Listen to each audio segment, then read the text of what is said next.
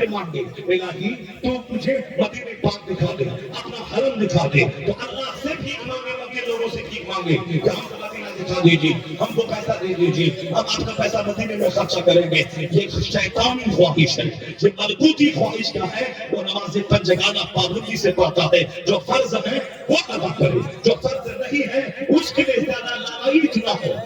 حج ہے، فرض ہے نماز، فرض ہے روزہ، اس کو کرے۔ زکات غریبوں پہ فرض نہیں ہے، قربانی غریبوں پہ واجب نہیں ہے، صدقہ فطر غریبوں پہ واجب نہیں ہے، حج غریبوں پہ فرض نہیں ہے۔ تو جو چیز فرض نہیں ہے اس کے لیے شوق پالنا، اور جو فرض ہے 5 کام، ایک کام چھوڑنا حرام اور گناہ کبیرہ ہے، اس کو چھوڑنا، اور مدینے کی حاضری کی للک دل میں پیدا کرنا۔ یہ للک، یہ شوق، یہ ڈیزائر، یہ وشش، یہ شیطانی وشش ہے، یہ ملکوتی خواہش وہ ہے کہ نماز پڑھنے کے ساتھ ساتھ رب قدیر سے بھیک مانگے، رب اعلیٰ سے تنہائی میں بھیک مانگے، تہجد کے وقت میں بھیک مانگے۔ جو دعا رب سے کی جاتی ہے پھر رب وہاں سے دیتا ہے جہاں سے بندہ سوچ نہیں سکتا ہے۔ اسی بزرگوں نے کہا کہ حرام کھا کے یا حرام کے مال سے 50 بار عمرہ کر لے اور 50 حج کر لے اور خلاف کعبہ تھام کے دعا کرے، تیری دعا رد ہو جائے گی، کیونکہ دعا کی قبولیت کے لیے حلال ضروری ہے،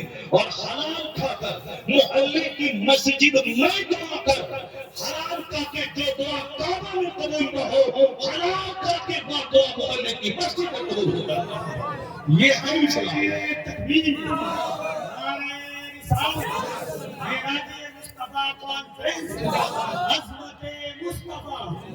حضرت علامہ مفتی شہریار رضا صاحب قبلہ۔ یہ ہے اسلام، یہ ہے اسلام کا بیسک فارمولہ۔ اپنے من سے گھسیڑ کے اسلام میں اپنی طرف سے کنٹریبیوٹ کرنا، اپنی طرف سے اضافہ کر دینا، یا اپنے من کی بات بولنا، اپنی خواہشات کی بات بولنا نہیں چلے گا۔ القیس من دان نفسہ وعمل لما بعد الموت والعاجز من اتبع نفسہ ہواها وتمنى علی اللہ۔ مصطفیٰ خدا رحمت فرماتے ہیں عقل مند ہے وہ جو اپنے نفس کو دباتا رہے، نفس کو کچلتا رہے، نفس کی پیروی نہ کرے، نفس کی پیروی نہ کرے، عمل خیر کرے، اور مرنے کے بعد کی جو دنیا ہے اس کو خوشحال بنانے کی کوشش کرتا رہے، وہ عقل مند ہے۔ اور بیوقوف ہے وہ جو نفس کی غلامی کرے، نفس جو کہے اس کے پیچھے چلے، نفس بولے سویا رہو یا سویا رہے، نفس بولے ابھی آج یہ کھاؤ یہ کھاتا رہے، نفس بولے پانی پیو پیتا رہے، نفس بولے شراب پیو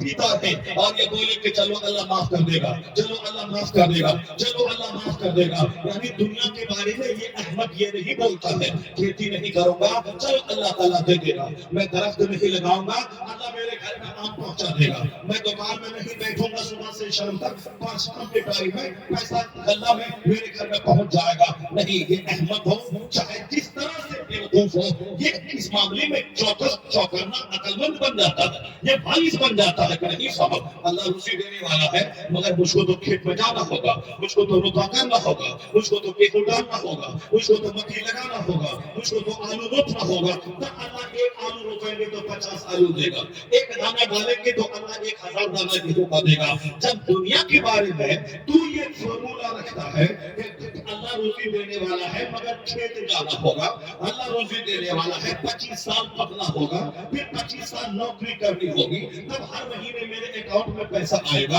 اگر پڑھ لیا اللہ چاہے گا نوکری مل جائے گی، گھر میں ہم بیٹھے رہے، اللہ چاہے گا تو میرے اکاؤنٹ میں ہر مہینے 2 لاکھ روپے آ جائے گا۔ ایسا نہیں ہوتا ہے، یہ سوچ شیطانی سوچ ہے جو رحمان کے فرمان کی اندیکھی کرے، خدا کے قانون کو توڑے اور یہ امید لگا کے بیٹھے کہ اللہ دے دے گا۔ تو جب یہی فارمولہ ہے کہ اللہ معاف کر دے گا، جیسے ہم جیے اللہ معاف کر دے گا، جیسے نماز نہ پڑھے اللہ معاف کر دے گا، روزہ نہیں رکھے اللہ معاف کر دے گا، جھوٹ میں ہمت محنت جہاد نہ کرے اللہ تعالیٰ ہمیں کافروں پہ غلبہ دے دے گا، یہ کافر ذلیل ہو جائے گا اور ہم حاکم بن جائیں گے، ہندوستان کی گدی میرے ہاتھ میں آ جائے گی، اسرائیل کے یہودی کے ٹینک میں کیڑا پھر جائے گا اور فلسطین کے مسلمان اس جنگ کو جیت جائیں گے۔ ایسا نہیں ہوتا اس دنیا میں اللہ کی کہ ہم تمنا شیطانی کریں اور رحمان کی مدد نصیب ہو جائے، نہیں ہوتا ہے۔ جب تم دنیا کے معاملے میں چوکس ہے کہ ہمیں چاہیے چاہیے وہ تو کھیت میں ڈالنا ہوگا، چاہیے آم تو پیڑ لگانا ہوگا،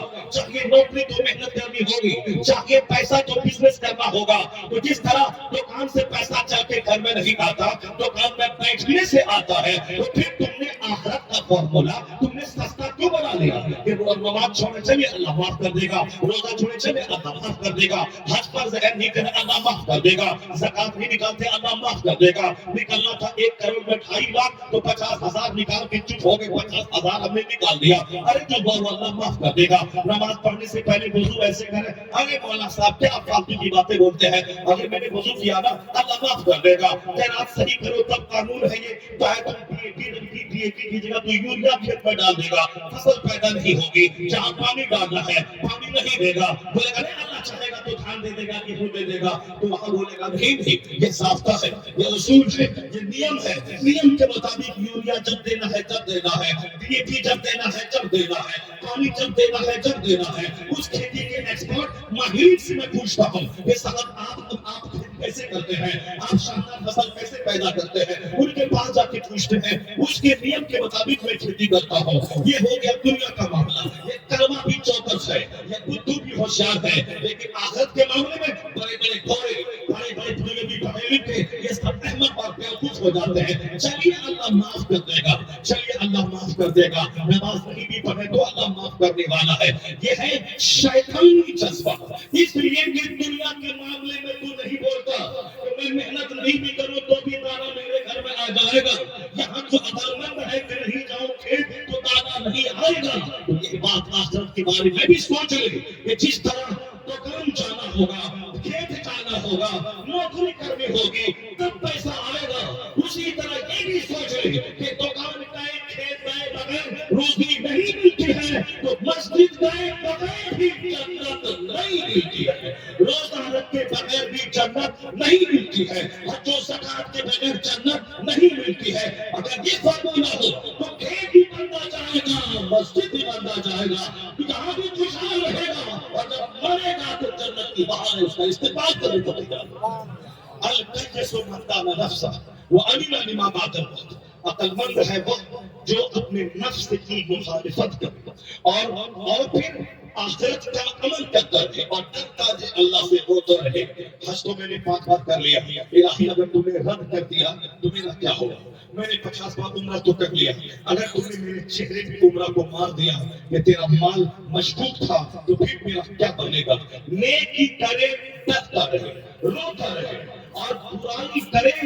توبہ کرتا رہے، سہتا رہے، نیکی کے باوجود اترائے نہیں سہتے، اور برائی کے باوجود بھی اترائے نہیں بلکہ پیشانی جھکی رہے، زبان پہ استغفار رہے، اور یہ ہے مومنانہ خصلت۔ مصطفیٰ کہتے ہیں کہ وقوف ہے وہ جو نفس کی غلامی کرے، وہ تمنا اللہ اور اللہ سے امید لگا کے بیٹھے، ایسا نہیں ہوتا ہے۔ مصطفیٰ جان رحمت کے فالوور 40 ہوئے 3 سال کی مدت میں، کافر کی نظر پڑ گئی، ارے ایک اکیلے تھے، 4 لوگوں نے کلمہ پڑھا، اب ان کے فالوور 40 ہو گئے، عمر جیسے لوگوں نے کلمہ پڑھا، حمزہ جیسے لوگ مکہ کے بہادر نے کلمہ پڑھا، اب ابو جہل کو الٹی ہونے لگی، ابو لہب کو بدلی ہونے لگی، ان پر شیطان کو اندر سے کچھ بھی اچھا نہیں لگتا تھا۔ یہ میری سرداری، اس سرداری کے باوجود ایک یقین اور